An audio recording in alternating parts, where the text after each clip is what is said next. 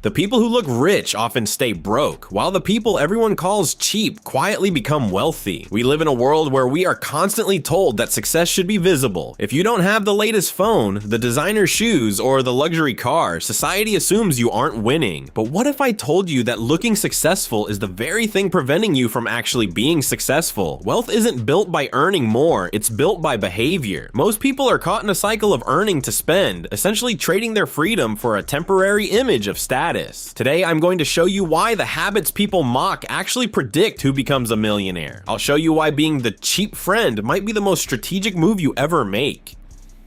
We are surrounded by a social lie about money. Modern culture rewards visible spending. We are pressured to buy things we don't need with money we don't have to impress people we don't even like. This "you only live once" mentality has been weaponized by marketers to make us feel like we're missing out if we aren't upgrading our lives every 6 months. Think about your own life for a second. Have you ever bought something just so you don't look broke in front of your peers? Have you ever upgraded a perfectly functional phone or car just because it felt like it was time?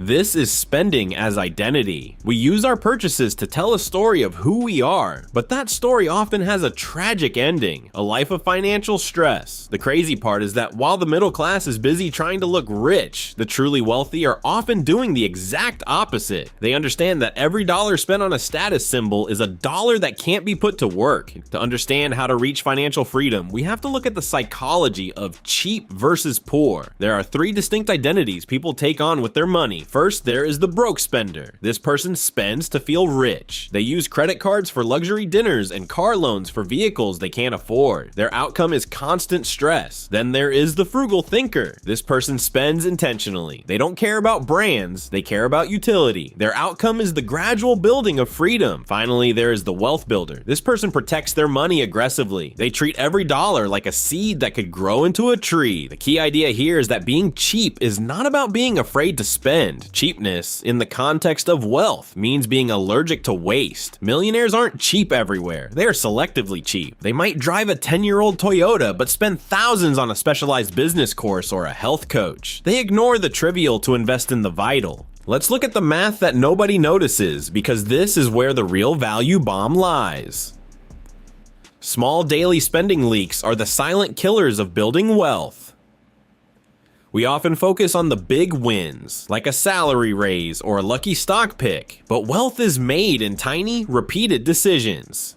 Consider something as simple as $15 a day. To many, $15 is just a lunch out or a few streaming subscriptions. But if you took that same $15 a day and invested it into a diversified index fund with an average return over 30 years, that money would compound into nearly $800,000. That is the cost of convenience. When you choose the expensive convenience over the cheap alternative, you aren't just losing $15, you are losing the future version of that money. Most people suffer from lifestyle creep, where every time their income goes up, their expenses follow. This is why high earners still stay broke. They are running on a faster treadmill, but they aren't actually moving forward. This brings us to a hard truth. High income does not create wealth. We have been conditioned to believe that a 6-figure salary is the ticket to the good life. However, without discipline, a high income just leads to higher debt. People fall into the "I deserve it" trap. After a long week of work, they tell themselves they deserve a luxury meal or a new wardrobe. This is reward spending, and it is a form of comfort addiction. When your raises only increase your expenses, you are essentially a high-paid slave to your own lifestyle. Frugality, on the other hand, increases ownership. Every time you say no to a liability, you are saying yes to your future self. Your salary determines your current lifestyle, but your discipline determines your future. The person earning $50,000 who saves 10 is wealthier in the long run than the person earning $200,000 who saves nothing. The rich person's secret habit is a simple rule: be cheap on liabilities, but generous on assets.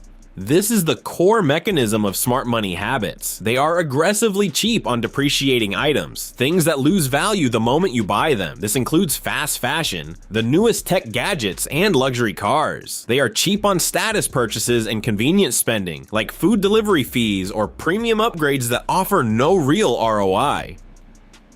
However, they are not cheap when it comes to things that multiply money. They will spend generously on skills, high-quality tools for their trade, their physical health, and of course, income-generating investments. They don't look for the lowest price, they look for the highest value. If a $1,000 book or seminar can teach them a skill that earns them $10,000, they buy it instantly. But they will spend 20 minutes looking for a coupon for a household item because wasting money on a liability feels like a physical wound to them. There is a hidden superpower that cheap people possess, the power of enough. When you're okay with being called cheap, you gain freedom from the need for social approval. You stop playing the comparison game. This allows you to invest consistently regardless of what your neighbors are doing. It results in significantly lower stress because you have a massive buffer between your income and your expenses. This leads to an optional work life. When your cost of living is low and your assets are high, you don't have to stay in a job you hate. Being cheap buys you time, and in the end, time is the only thing wealth is actually for. Time to spend with family, time to pursue passions, and time to live on your own terms. If you want to adopt this mindset, you need a practical system. Here is a 5-rule framework to be cheap the right way. Rule number 1, only upgrade your lifestyle when the income from your assets, not your salary, covers the cost. If your investments can pay for the Porsche, buy the Porsche. If not, stick to the sedan. Rule number 2, never finance your lifestyle. If you can't buy it twice in cash, you can't afford it. Rule number 3, automate your investing first.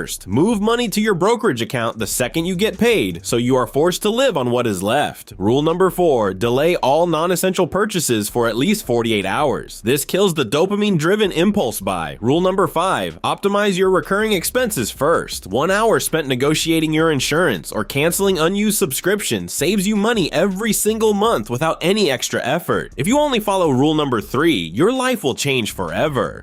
Ultimately, this requires an identity shift. You have to stop trying to look successful and start trying to become unbreakable. Financial stability isn't about the number in your bank account as much as it is about the distance between your ego and your spending. Poor people buy proof of wealth because they feel they have something to prove. Rich people buy control over their lives. They don't need a logo on their chest to feel valuable. They find value in the fact that they could stop working tomorrow and be fine for years. That is the ultimate flex. The people you think are cheap aren't missing out on life. They are escaping the trap that everyone else is caught in. They are trading the temporary thrill of a purchase for the permanent peace of mind that comes with security. Looking rich is expensive, but being rich is quiet. It doesn't scream for attention because it doesn't need it. So next time someone calls you cheap for bringing your lunch to work or driving an older car, just smile. You're not being stingy, you're being strategic. You are building a foundation that will support you for the rest of your life while others are building a house of cards. What is one thing you stopped buying that significantly improved your finances? Let me know in the comments below, and let's start a conversation about what it really takes to build lasting wealth. Your journey to freedom starts with a single no to a waste of money and a yes to your future. Focus on the math, ignore the noise, and stay disciplined. Your future self will thank you for being cheap today.